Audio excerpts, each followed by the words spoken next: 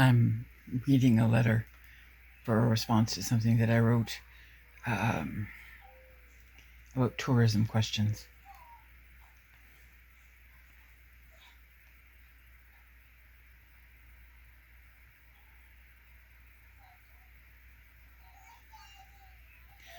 Good morning, Leona. Thank you for taking the time to share your reflections both on social media and directly with us. Your perspective is heard and valued. We would like to clarify a few points and also acknowledge where your concerns are valid and important. First, the tourism strategy presentation shared with the Economic Development Standing Committee was the framework to develop the final strategy document and not the full strategy itself.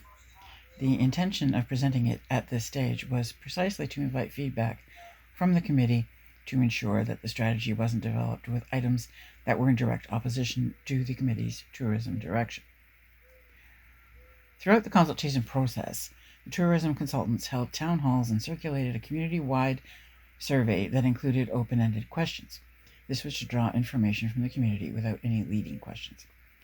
There was limited feedback offered about accessibility, and that information was used in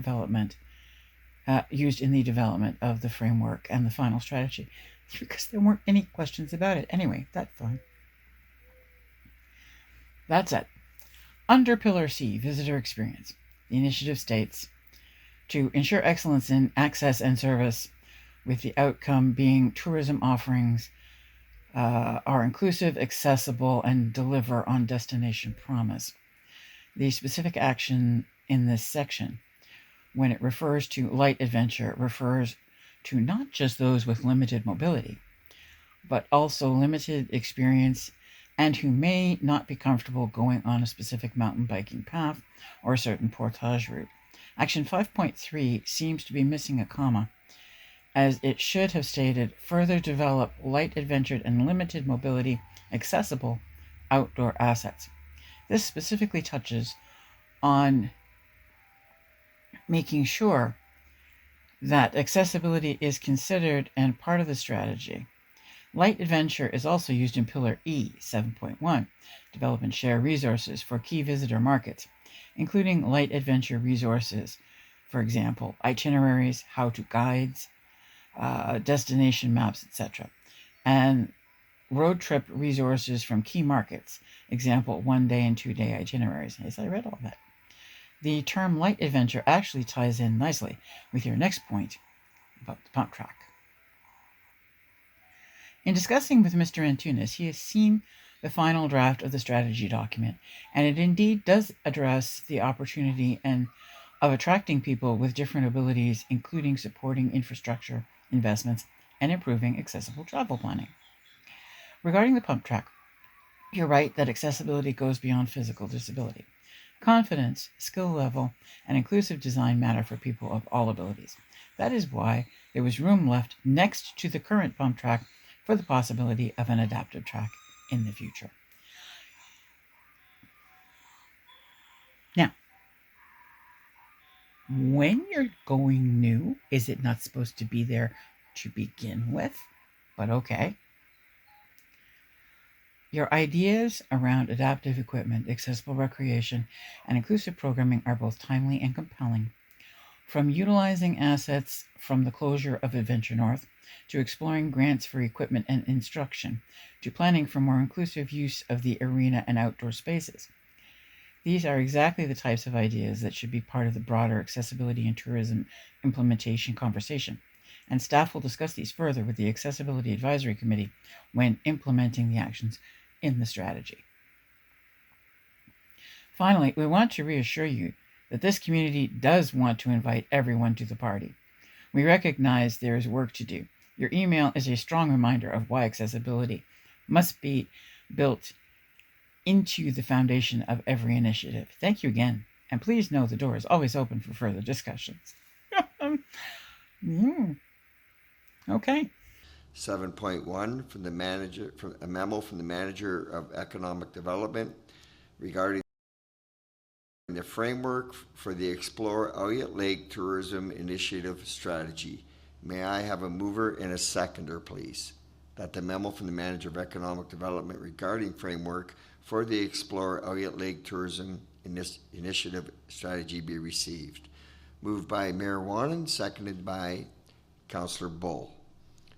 Mr. Antunes, I'll let you lead off the Zoom. Thank you, Mr. Chair. Thank you, members of the committee, for showing up, and folks that have showed up in the gallery today, as well as our associates from Bannock and online.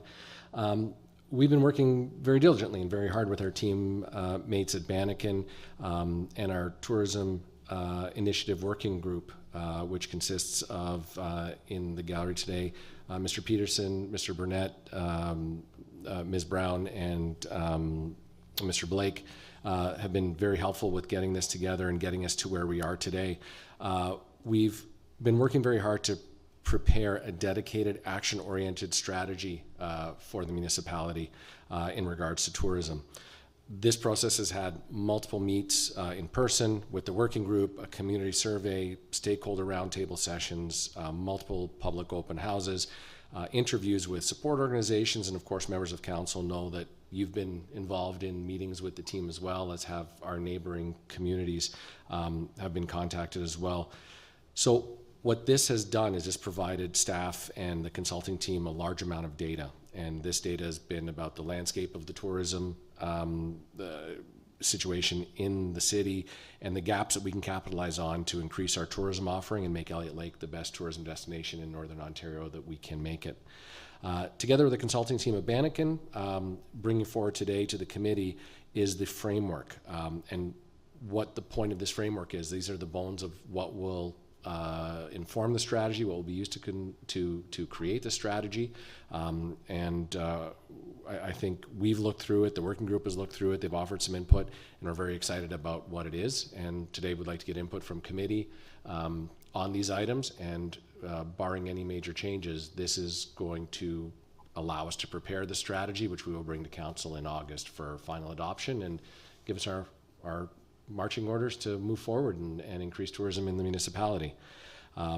So what I'd like to do is I'd like to prepare or pass it on, excuse me, Mr. Ortega and Ms. Morrow are both on Zoom with us today, and along with other members of Bannock, have worked very hard to get us to this point. And I will pass it over to them to go through the framework and encourage members of committee to ask questions as we go. Mr. Antagan. Thank you for that. I can start us off. So okay. We can see ourselves in Zoom, but we'll try not to look at that. And we have the presentation. James, are you the one sharing the presentation? Yep. Perfect. Okay. So thank you everyone for joining us today and taking the time so that we can update you on what's been going on with the Explore Elliot Lake Tourism Initiative and present to you that draft strategy framework that Steve mentioned earlier. To start us off, though, we do want to gratefully acknowledge Indigenous custodianship of the lands, waters, and all living things that tourism in Elliot Lake is reliant upon. So the City of Elliot Lake is the traditional territory of the Anishinaabe, specifically Serpent River First Nation and Mississauga First Nation, and it forms part of Treaty 61, or the Robinson-Huron Treaty from 1850, that was signed by 21 First Nations and the Crown in Sault Ste. Marie. Some of you may be more familiar with the project than others, but we want to take a moment just to introduce you to the team. So James and I are presenting to you today, but the team is also made up of Camilo Montoya Guevara and Pat Forrest. And we've been working, as Steve mentioned, in close collaboration with Steve and Marcus at the city with guidance from the tourism working group. And great to hear that all of you are in the audience, even if we cannot see you in this moment. We also want to share a little bit about the methodology for the project, so you have a better idea of how we got to where we are now. But the research for this project is divided into two broad categories. So we have desk research, and then we have community engagement activities. And all the lines of inquiry for the research, they were confirmed at the start of the project through the development of a research engagement and communication plan. On the desk research side, we conducted background document review, tourism asset review, a tourism services and partnership review, digital presence and marketing review, trends review, and then a high-level tourism economic impact assessment. And then on the community engagement side, we undertook a community tourism survey that was very well responded to and had questions specifically for residents, as well as for the tourism industry broadly, and then accommodation providers specifically. We also did interviews with all of mayor and council, and conducted key informant interviews with specialists and partner organizations that had knowledge or expertise around different areas within tourism. And then we had 2 in-person industry focus groups with tourism business owners and operators, and then 2 community open houses that invited both residents and industry members, and then an in-destination tour that involved speaking to business owners along the way. But the explanation of how that they collected the data, there was no meeting called for disabled people, which would have been a meeting all on its own, supposedly. At least they didn't talk about one. The other thing is that when they spoke about what sorts of things were important, they didn't mention accessibility in there. That's just one of the things that I noticed about their little preamble about how the data collection was done. And so all of these engagement activities, we collected the data from them, and then we're able to triangulate and do integrated analysis to pull out some key themes, strengths, weaknesses, opportunities around the destination, and come up with some preliminary recommendations and produce that landscape assessment that Steve alluded to earlier. And all of this was the foundation of a strategic planning session that was facilitated with Steve and Marcus to get a better idea of the direction forward. So the bulk of what we're presenting today is going to focus on the strategy framework, but we did want to share 3 key takeaways from the research to give you an idea of some things that just really stood out and sit at the foundation of the upcoming strategy. So the first thing is that it's really clear in talking to community members that residents want tourism in Elliot Lake that also is community development. So tourism supporting the community. The second is that, which probably isn't a surprise to anyone, but the outdoors is clearly a main tourism asset for Elliot Lake.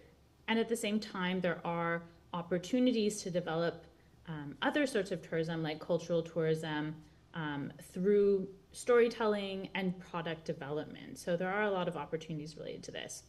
And then third, like a lot of destinations in Ontario, most visitors to Elliot Lake come from elsewhere within the province, and visiting friends and family is an important visitor market for the destination. So these are just some of the things that we kept top of mind as we were working through the strategy development process.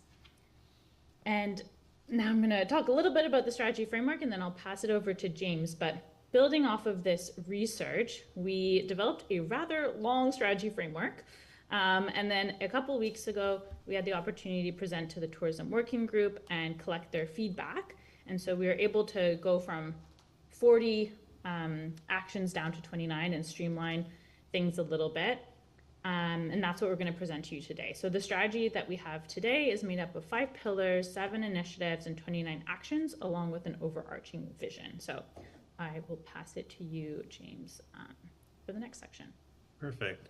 So based on the inputs and visions shared by those that we engage and our project team's recognition of opportunities, we drafted the following vision statements. So I'll read it out loud. So in 2035, tourism in Elliot Lake is a source of community building, pride, and prosperity across the year.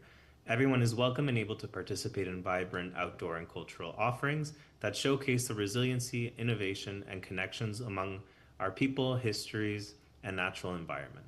So I can see the future vision speaks to an ambitious and aspirational, but possible reality to inspire and rally tourism businesses, residents, partners, and other key players towards contributing to the future of tourism. And so in the strategy, as Caroline mentioned, there's 5 pillars. So the first pillar we've identified is organizational capacity and relationship. And for this specific pillar, there are two specific objectives identified. So the first is to grow as a tourism leader, and the second is to foster collaborative relationships.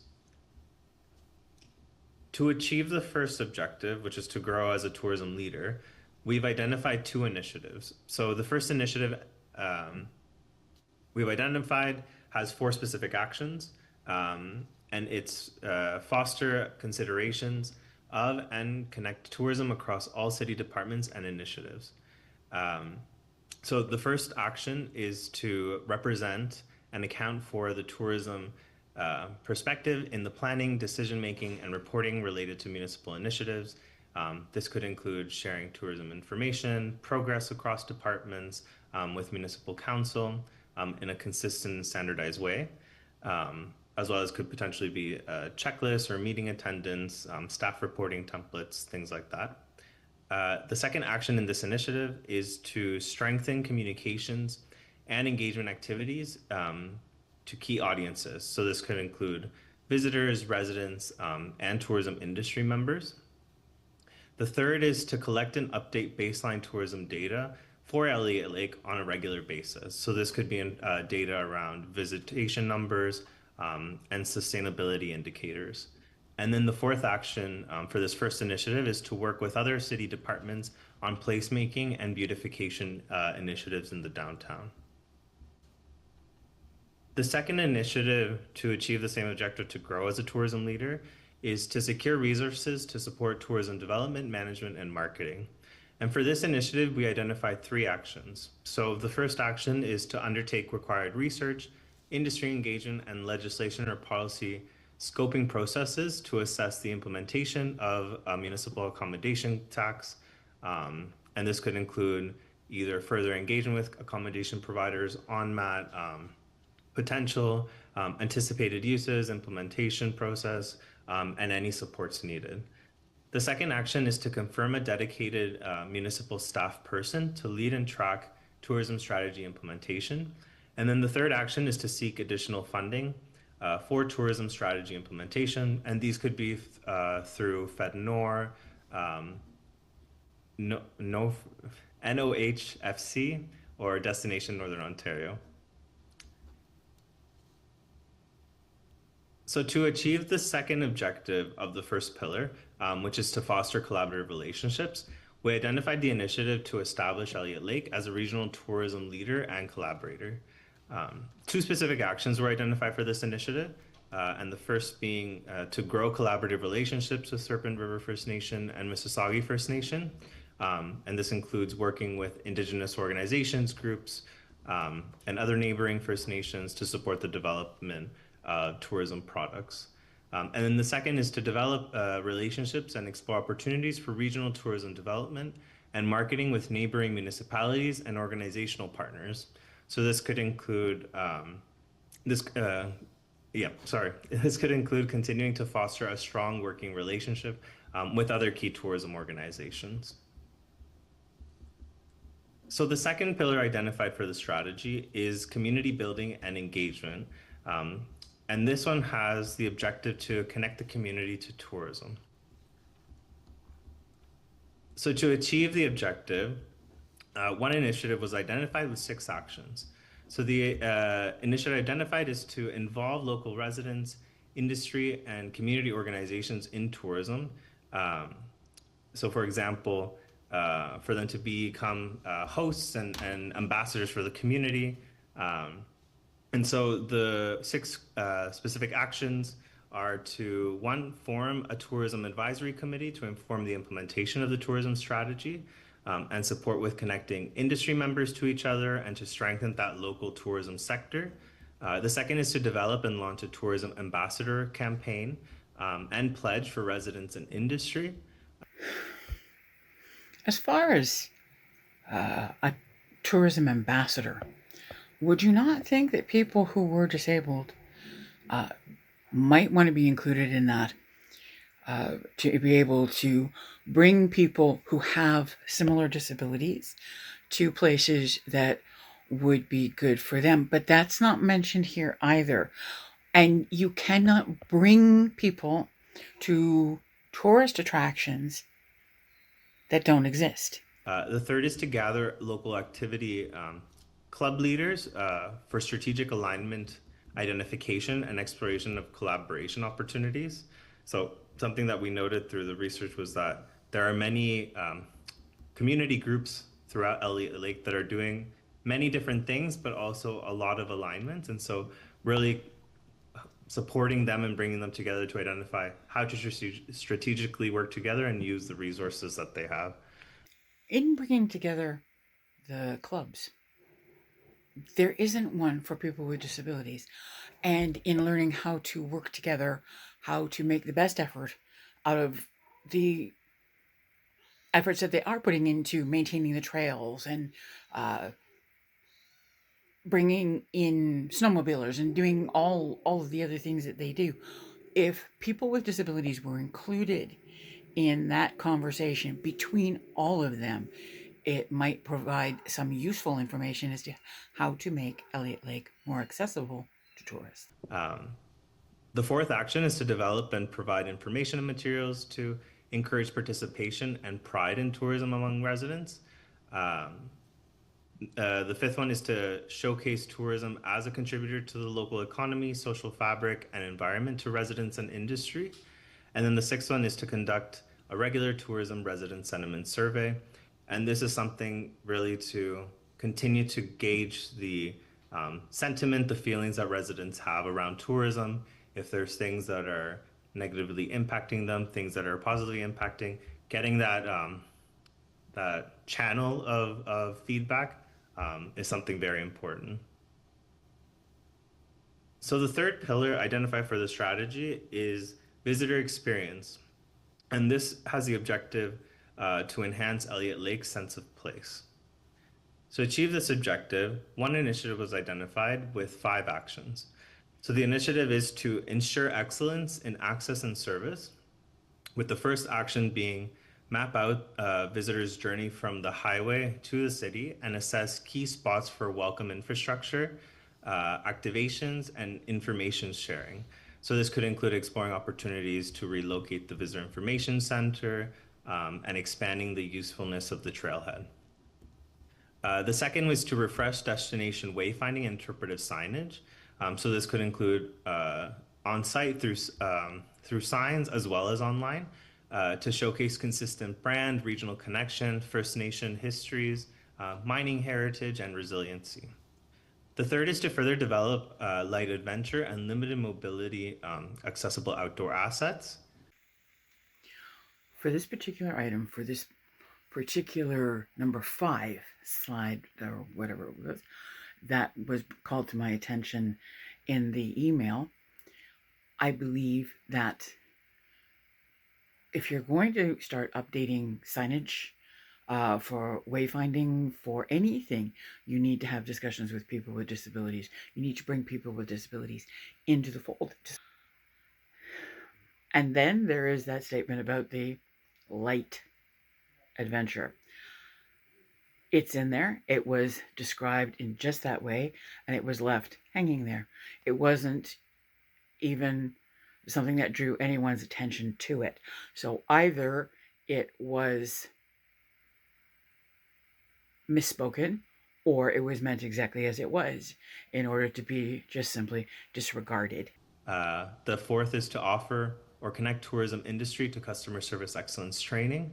And the fifth action is to encourage tourism industry to adopt new digital tools as well as traditional print media to cross-promote and showcase offerings, including online booking platforms.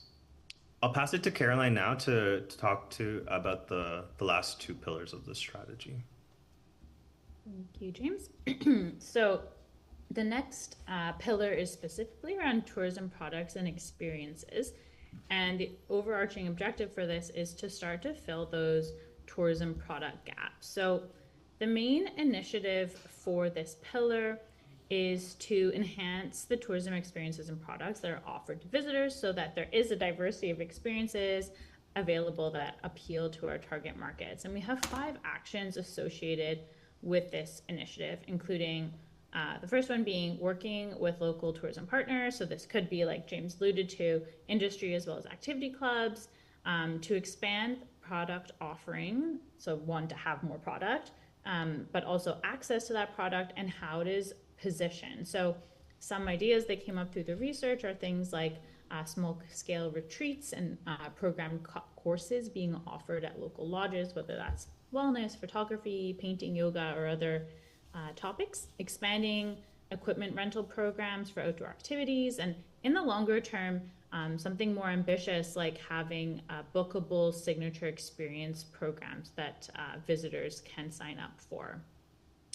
The second one is to encourage industry to procure and offer Northern Ontario consumable and purchasable goods, especially we're thinking food and beverage, but also arts and craft. These sorts of local and northern elements really make a visitor experience feel more place-based. So if someone is seeing Northern Ontario ingredients on a menu and they're seeing these products on offer in retail settings, it helps to create that sense of place and make an experience more memorable.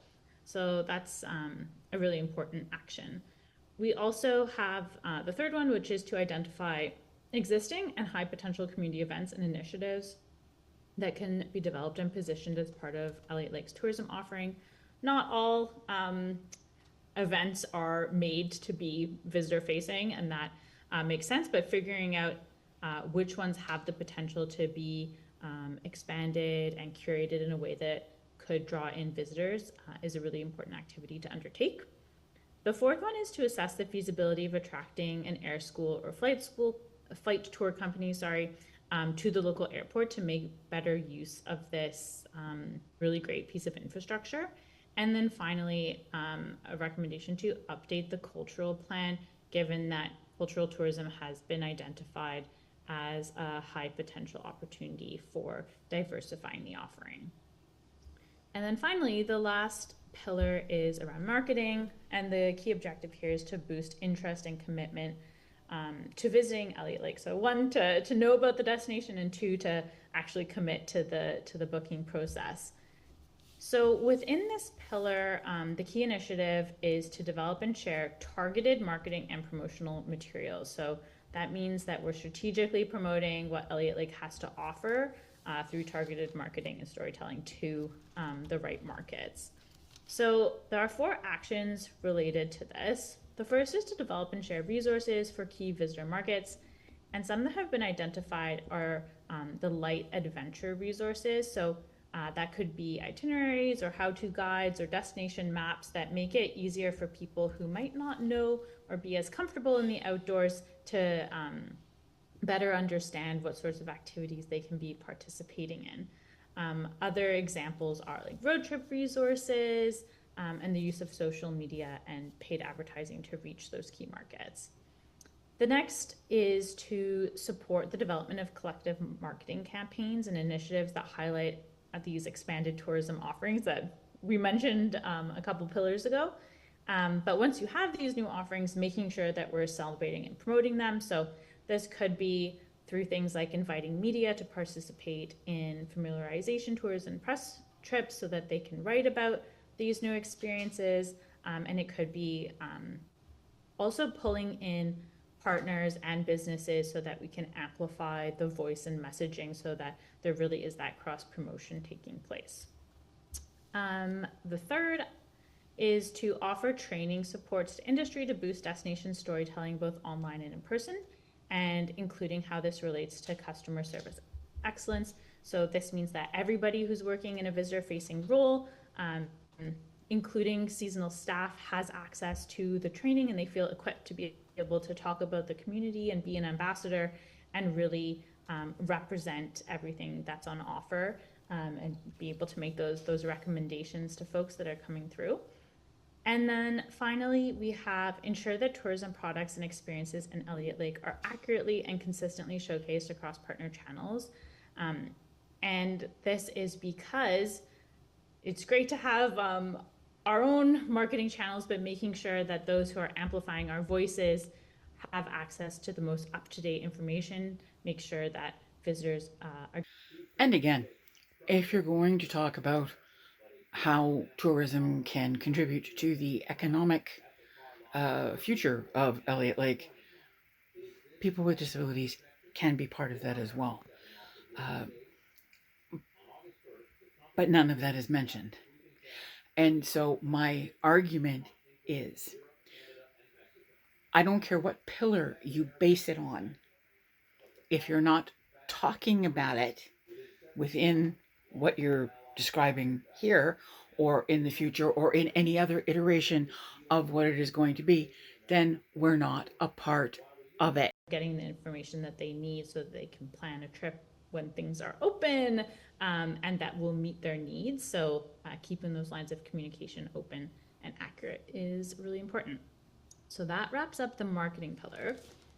Just before we wrap up our presentation, we do want to give you a little idea of what's upcoming. Steve mentioned some of it, but we do have an implementation planning call scheduled with Steve and Marcus for tomorrow, where we'll have the opportunity to dive into such things as specific roles, timelines, and anticipated budget for these different actions.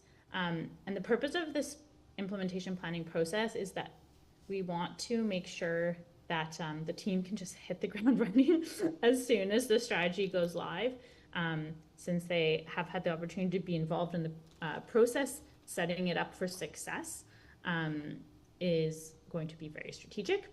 And then on our end, we are going to and are currently working on preparing a narrative document. So as Steve alluded to, the strategy framework that we just walked you through is the sort of foundation of the direction forward, but the narrative document itself is going to set up that story about why we're pointing towards this direction. So what in the research came through, and what does a reader need to know about to understand why this direction is being recommended.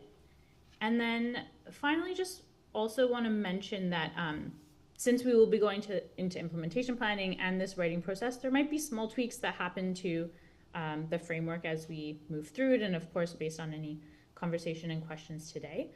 But for the most part, this is the sort of direction that has come through the research and in speaking to community members and through the working group as well. And then after the strategy document is written, it's going to undergo a design process, and then the goal is to present to council mid-August. So I think that's everything on our end. Thank you again for your attention. Of course, if you have any questions, we're happy to stay on, or if any questions come to you later, feel free to email me. My email is on the screen, or if you don't catch that email, email Steve, and then I'm sure he'll forward it on to me. Oh, thank you very much, Ms. Morrow. I have a few questions, then I'm going to open it up to the committee. First, we as a council realize how important tourism is to Elliot Lake, to our economy, and our future. I made a few notes throughout the presentation, which is very informative by the two of you. But some of this stuff, I really feel that Mr. Antunes and his team are doing right now. Like, you made a comment about data collection. He talked us into it to do a program a few years ago, Driftscape, and I can ask him probably within 20 minutes, he'd tell me exactly how many people have used it this year. And other programs, I'm not a real techie guy, but I mean, as far as data collection, I think our team over with our staff, they're doing a really good job with that. So I noticed a few of your comments throughout the whole presentation, I feel are stuff that we are actually doing. The other one that caught my ear was working on our relationship with First Nations. And since we've been sworn in on council, it's been improved quite a bit, and we have a committee that goes down and meets them. And again, Mr. Antunes is part of that team with council members. So I was sort of surprised to hear a few of the comments that I feel that we're doing now. Like, you had made another one about online booking, and last year this council agreed to online booking for our Westview Park, first time ever, and it's working. So we are getting this path. I know you're giving us a full game plan, which I think is great, but I just felt I had to say that. And my last comment would be, myself as a councillor, I would never agree to a municipal accommodation tax. That's just my opinion. Okay? Thank you. Thank you. I'm happy to start answering some of those questions. And That'd be great if you want to answer mine, and then I'll open the floor. Thank you. Perfect. So, first, want to acknowledge that we also have heard from people a lot of positive things about the work that is already underway. So in no way are recommendations trying to discredit or not give them the sort of attention that they deserve.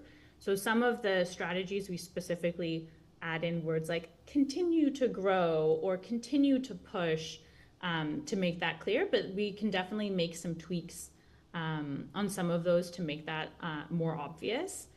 And I can give you a few specific examples on where some of these are coming from, and then just noting that sometimes we remove some of the detail just to make it a little bit simpler. But one example around sort of the indigenous relation side of things is we did hear from a lot of people that they see opportunities for storytelling around indigenous culture and heritage in the community as being a more obvious part of the visitor experience.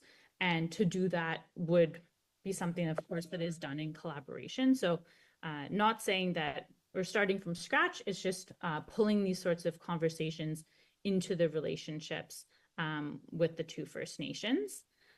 So that's one example. The other is around data.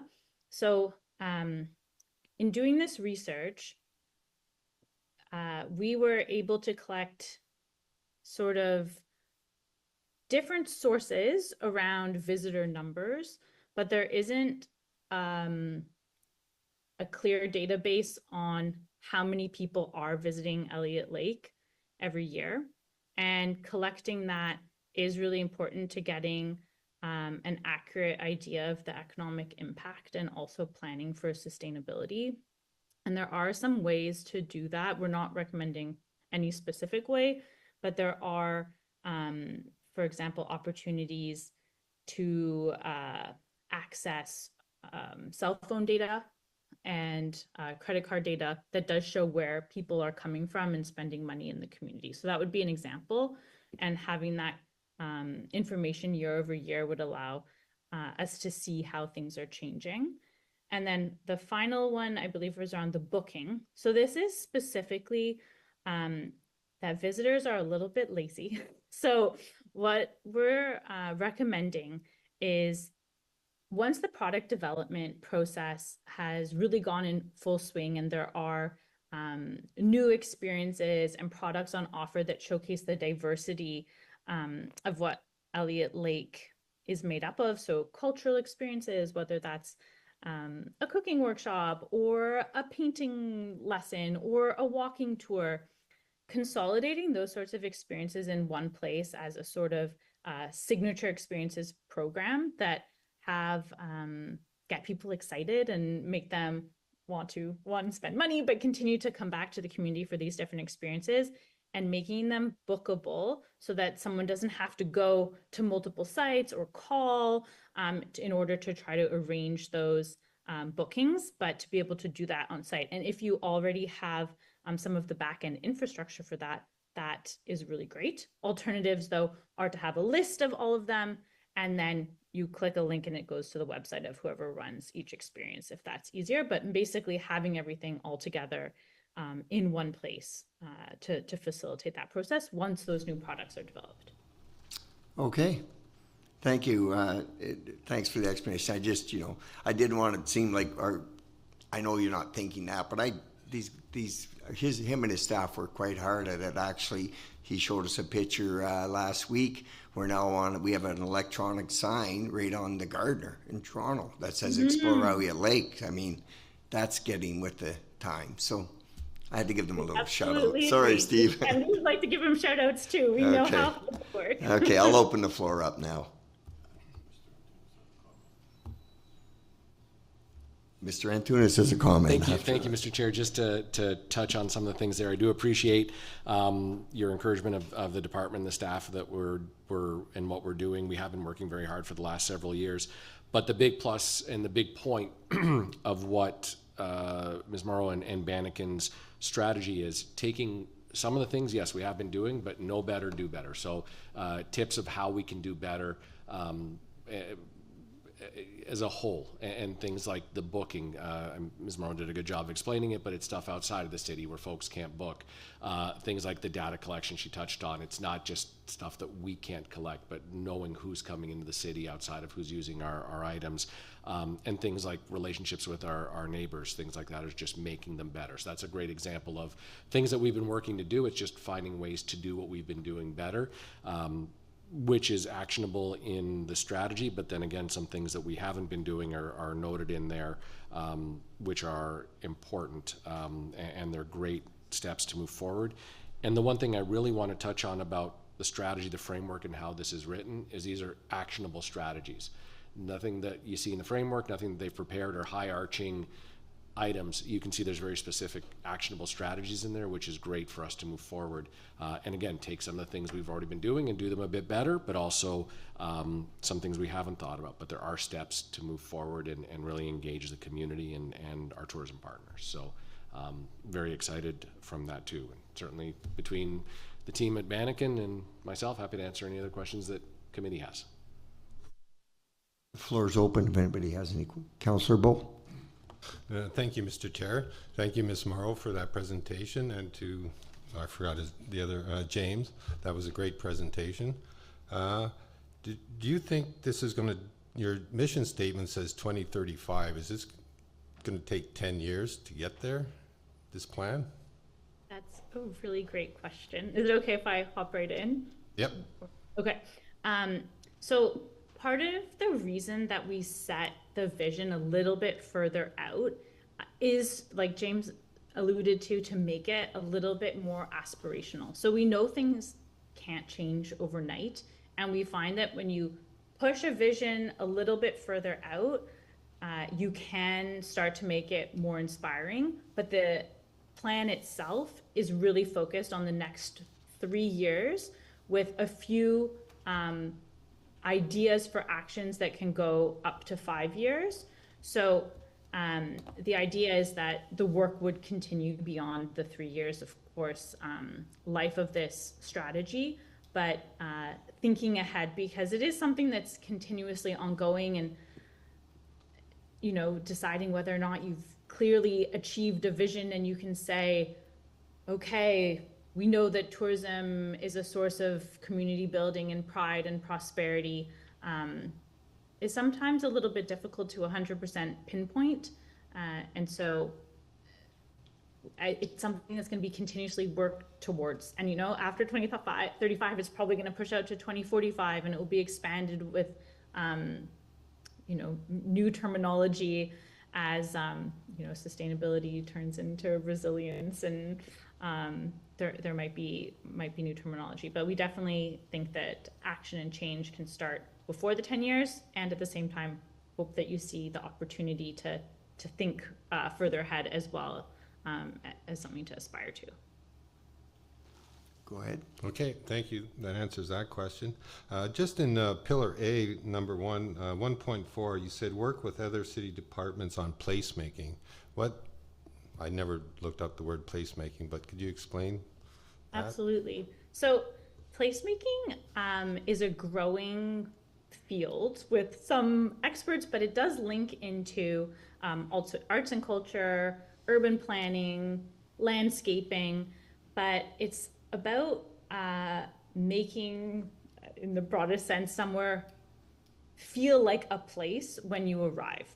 So it can be through signage, it can be through public art, it can be through storytelling, it can be having, you know, gardens with native plants, but making it really clear, like when you're driving into the community, we know that the drive into Elliot Lake is stunning. You're winding on this road, you're in nature, and then how do you know once you've arrived? And then once you get downtown, how do you feel like, okay, I'm clearly in Elliot Lake. There's like a distinctive feature, whether it's murals or, you know, outdoor seating, like other elements that really make it feel like a place that you want to stop and linger and spend time in and come back to. Okay, thank you. I like the idea of an advisory committee to help out Mr. Antunes and his staff and council to give us input. And I'm glad in August you said we'll know the cost and the implementation plan. So at that council meeting, that's good. I'm all for it. Thank you. Thank you, Councillor Bull. Councillor Morissette. Through you, Mr. Chair, thank you very much for your presentation. I'm questioning the municipal accommodation tax. How fair is that when we're targeting people that are just staying at a hotel and B&B and those places versus the people that are coming in on a day trip, let's say to go to the ski hill or the golf course or something like that? Hang on, Councillor she's back. May I answer? Yeah. Can you hear me? Yeah. Yep. Great. So that's part of the reason that our recommendation is to start looking into the municipal accommodation tax rather than saying, go forward with the municipal accommodation tax.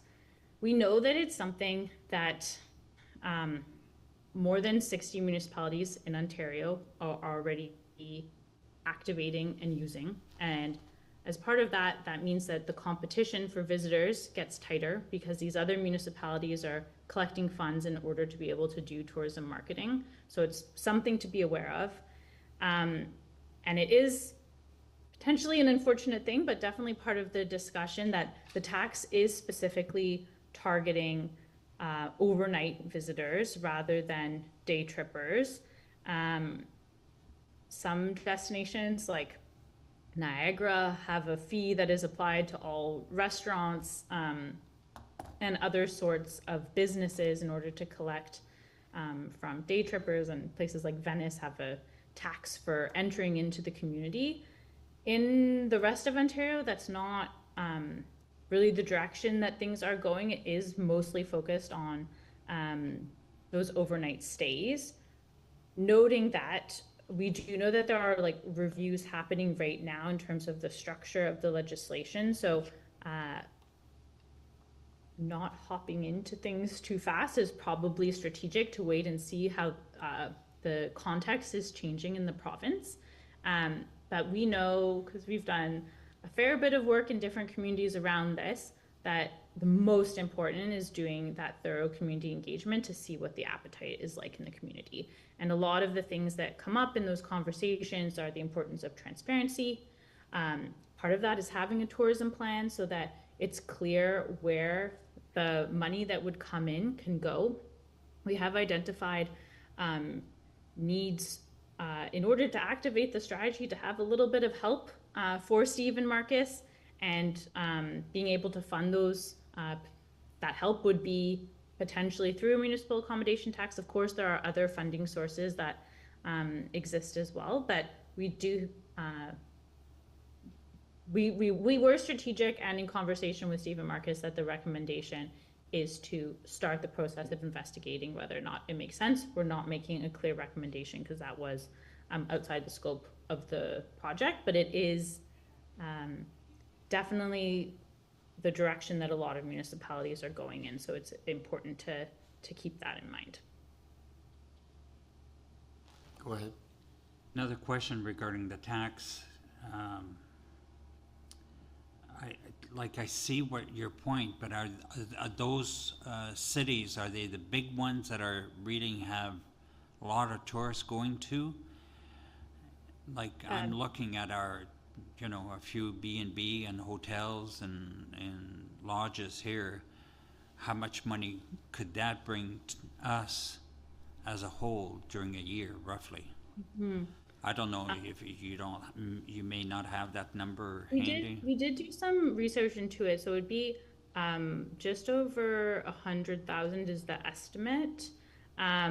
James is looking now, I can see, to get the exact number, but part of the reason we're really saying it's an estimate too is because we do not have that clear data on how many people are coming into the community and staying overnight. So to be able to do a really robust estimate of the potential economic return, we would need those visitor numbers that are more accurate than the estimates based on other areas in Northern Ontario, and using sort of proxy data sets and conversations with accommodation providers in town.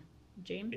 Based on the estimates that we made, it could range between 103,000 to 137,000, more or less.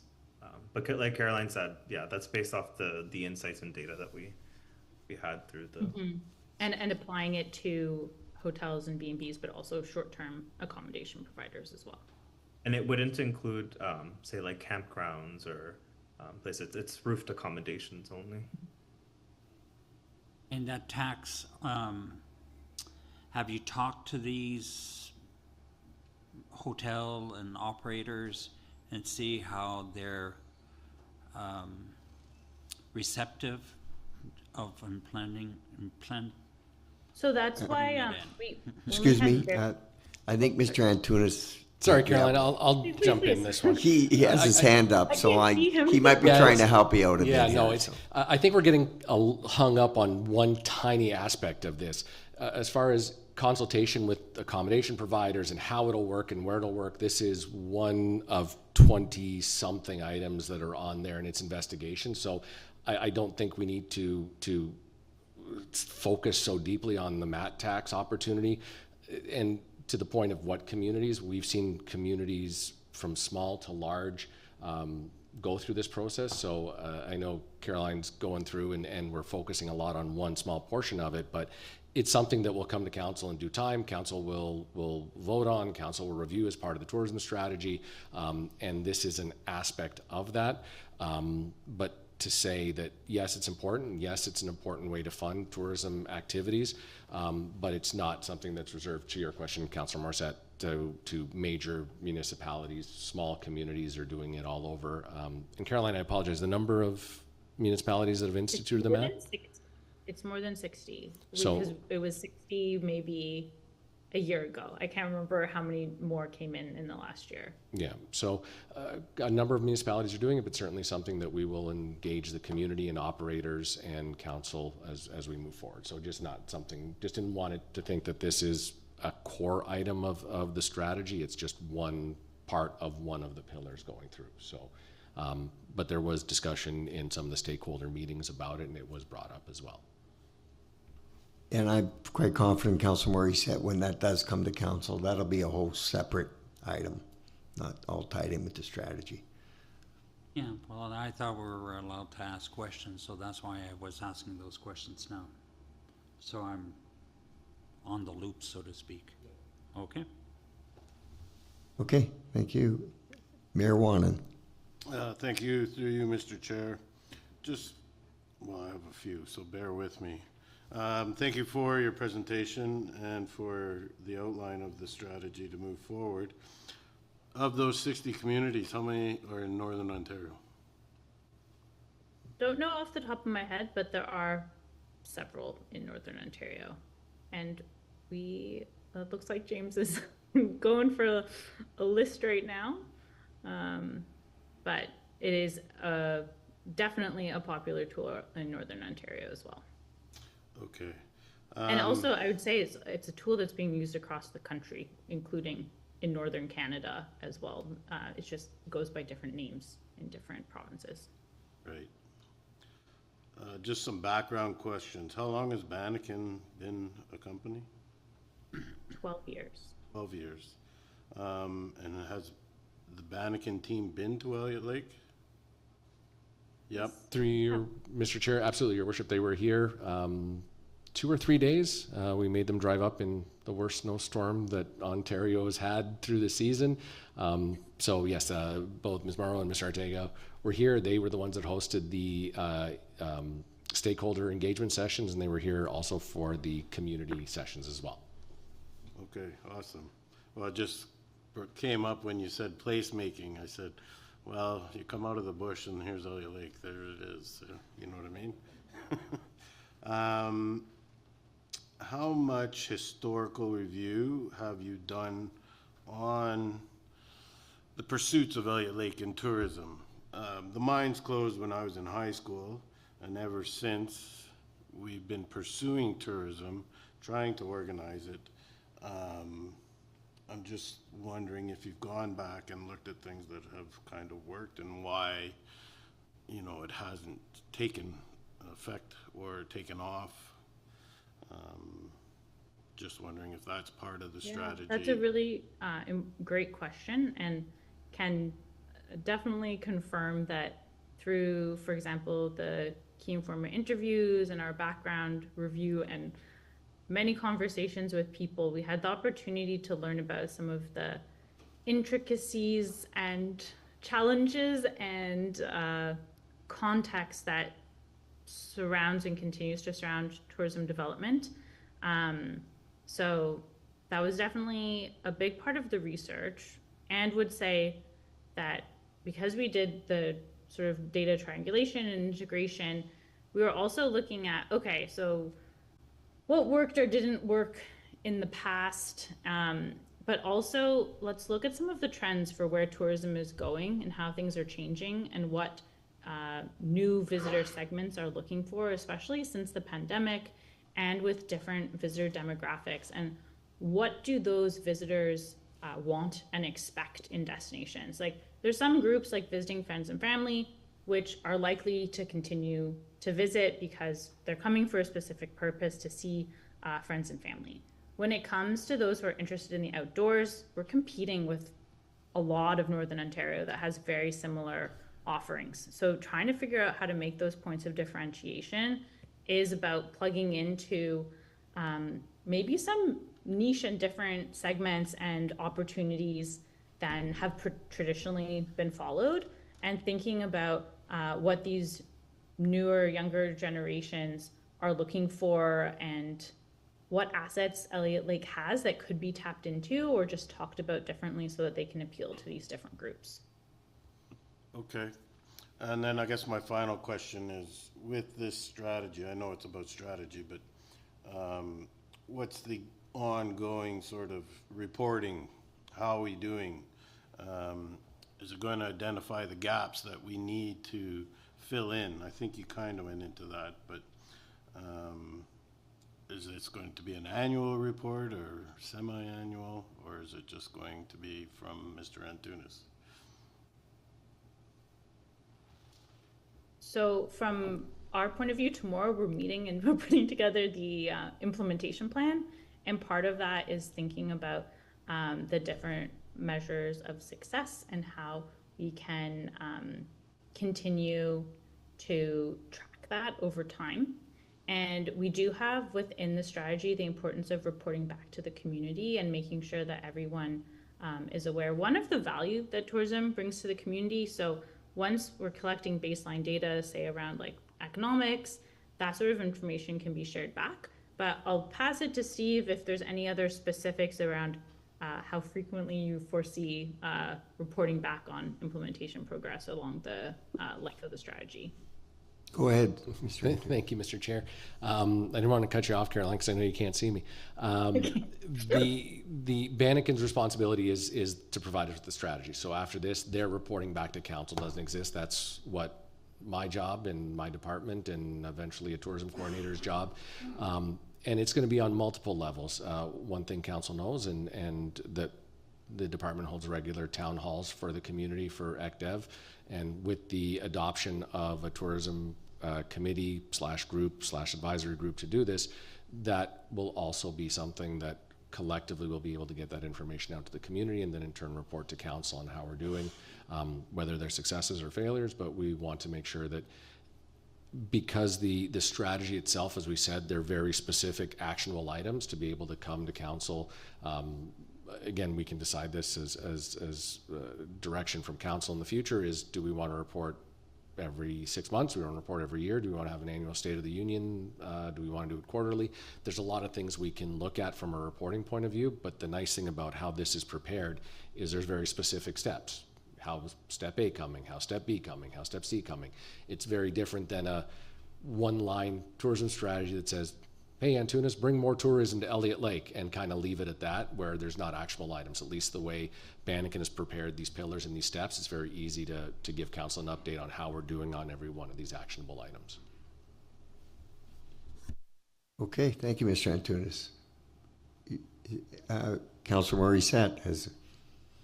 For you, another question.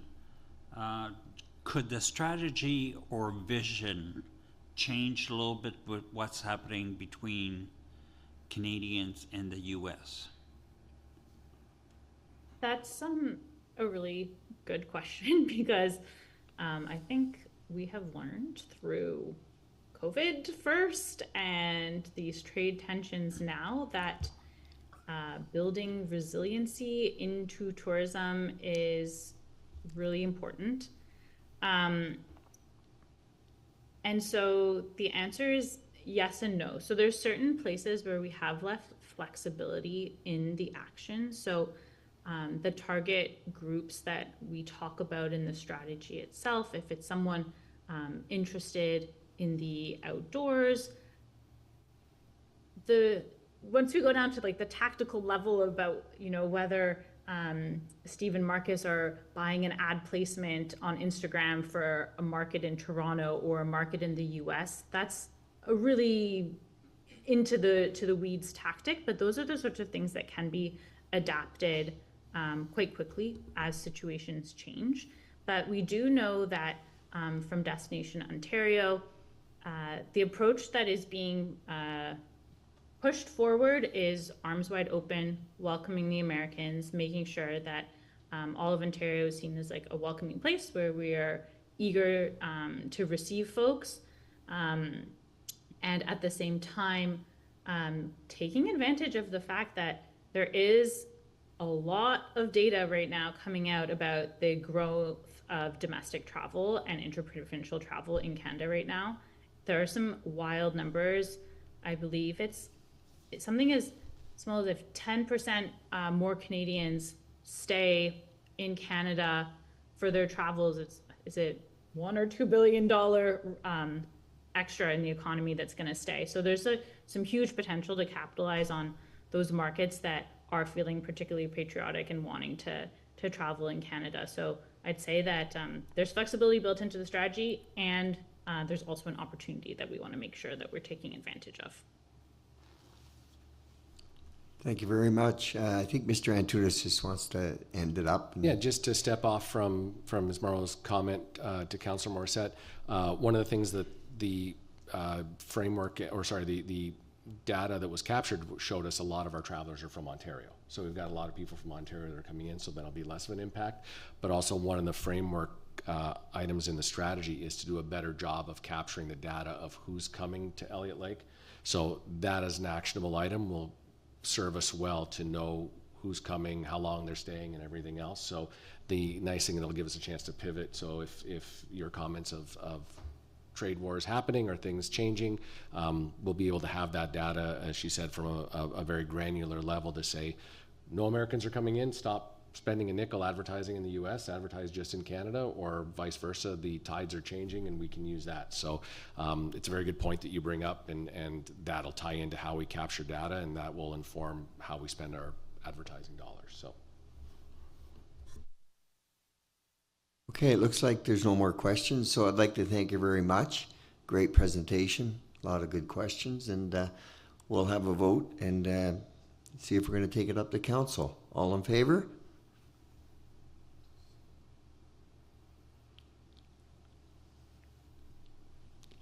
Carried. Pardon? The machine says it. Oh, hold on, we got a little glitch. Bear with me.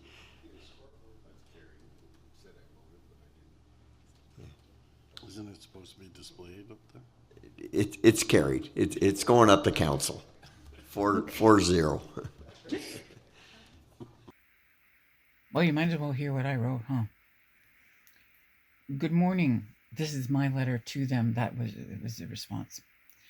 The screenshots are of a post I made on the Buzz on Facebook. Those sentences from the tourism report really bothered me. Since then, I've received some questions about the pump track. that have added to it. Some residents have family visiting over the summer, and their grandkids want to do something. The pump track is a prime choice, unless you are a young kid without a lot of confidence on your bike, especially when you see what everybody else is doing out there. And these kids aren't disabled, just scared to use our new pump track because it's inaccessible to them. Able-bodied children have different skill levels too, and may have appreciated the accessible portion of the track. Maybe even really little kids on those tiny bikes that just got the training wheels taken off would have tried out. Opportunity lost. Did anyone read the tourism report before it was presented? Even though it was just a tiny part of the overall, which truly, how could it have been more considering there were no accessibility questions in the survey? The words were demeaning. Disabled people mountain bike, rock climb, hike, scuba dive, paddleboard, yes, wheelchairs too, water ski, swim, camp, and much more. Light adventure be damned. But we have to be invited to the party.